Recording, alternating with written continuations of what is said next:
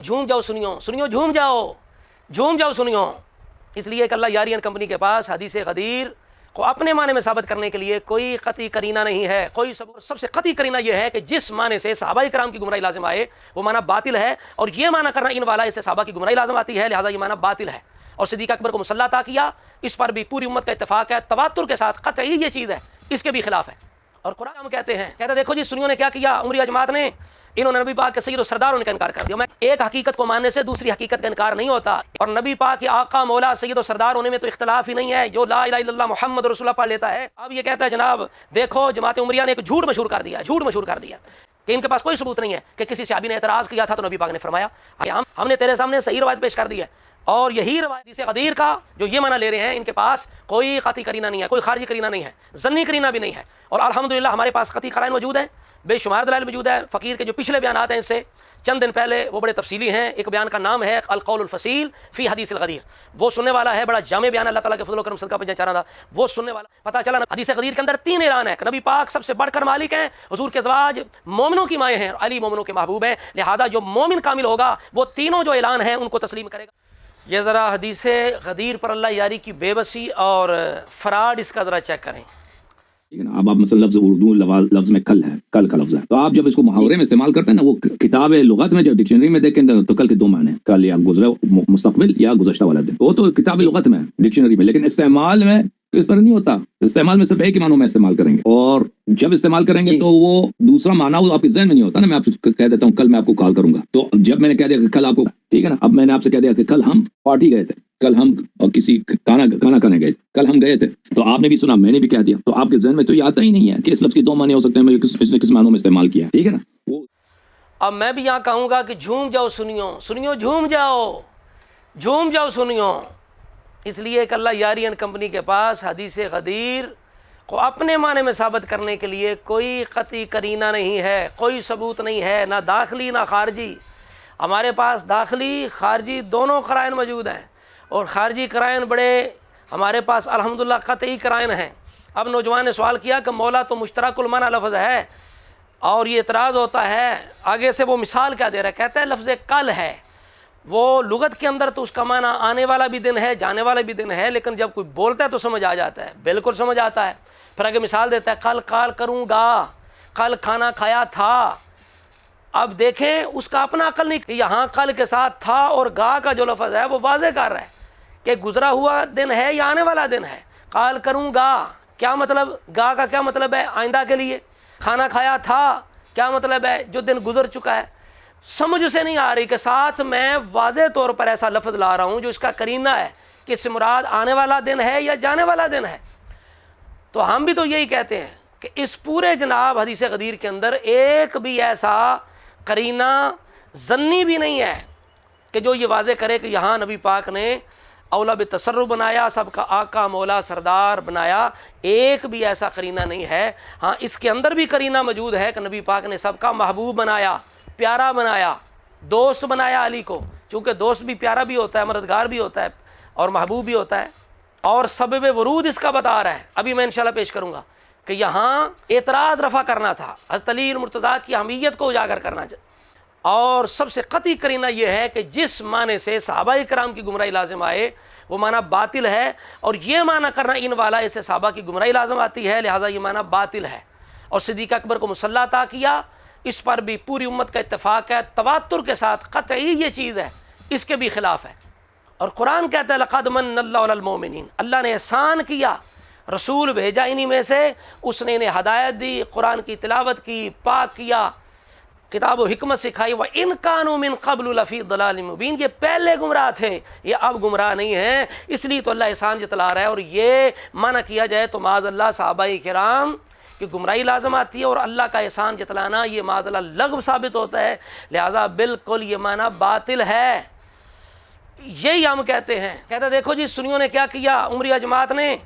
انہوں نے نبی پاک کے سید و سردار ہونے کا انکار کر دیا۔ میں کہتا ہوں تو آپ نے دیکھا کہ جماعت عمریہ جو رسول پاک صلی اللہ علیہ وسلم کو انہوں نے اپنا دوست بنا دیا، اپنے آقا کے بجائے، اپنے سید و سالار کے بجائے،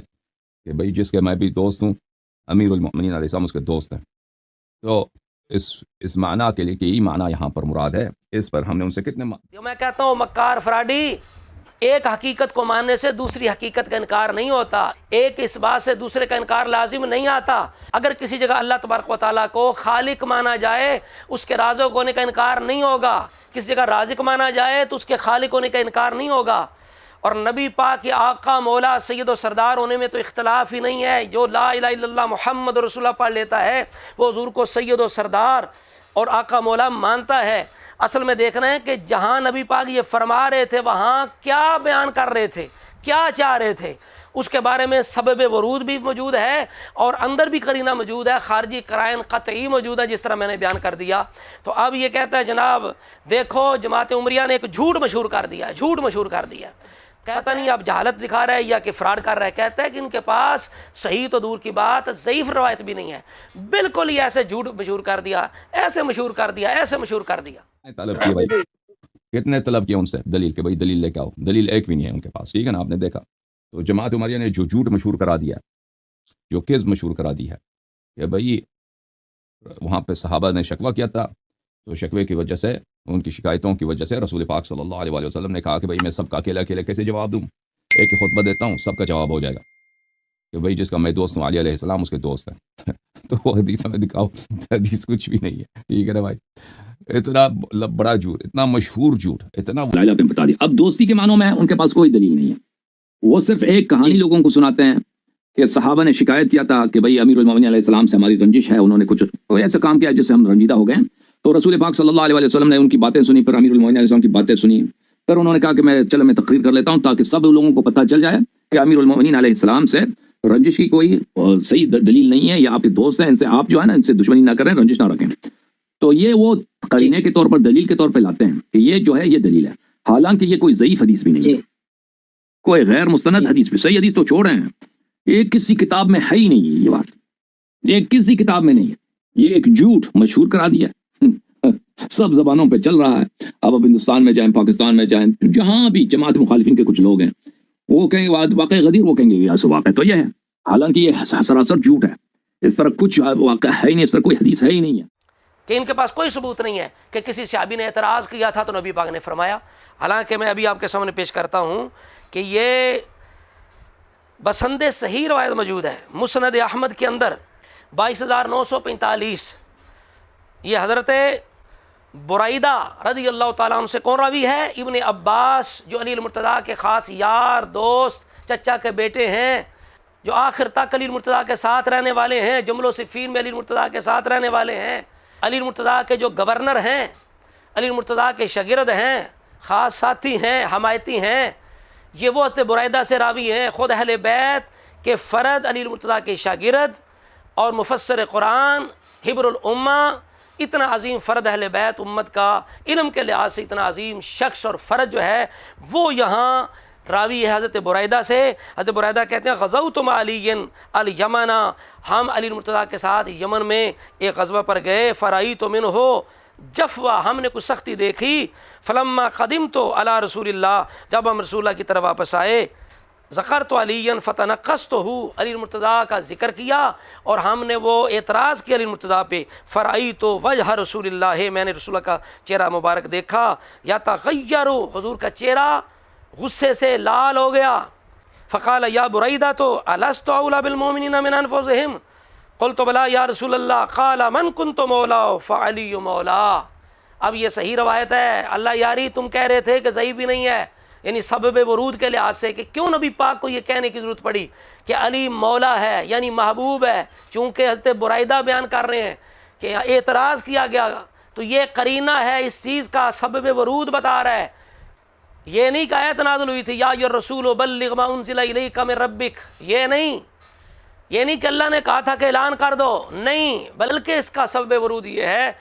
حضرت برائدہ کہتے ہیں ہم نے اعتراض کیا، نبی پاک نے علی المرتضیٰ کی محبت کا اعلان کرنے کے لیے، اہمیت بیان کرنے کے لیے یہ فرمایا۔ اب بتاؤ جھوٹے جاہل فراڈی مکار، تم تو کہہ رہے تھے جماعت عمریہ نے یہ جھوٹ مشہور کر دیا ہے،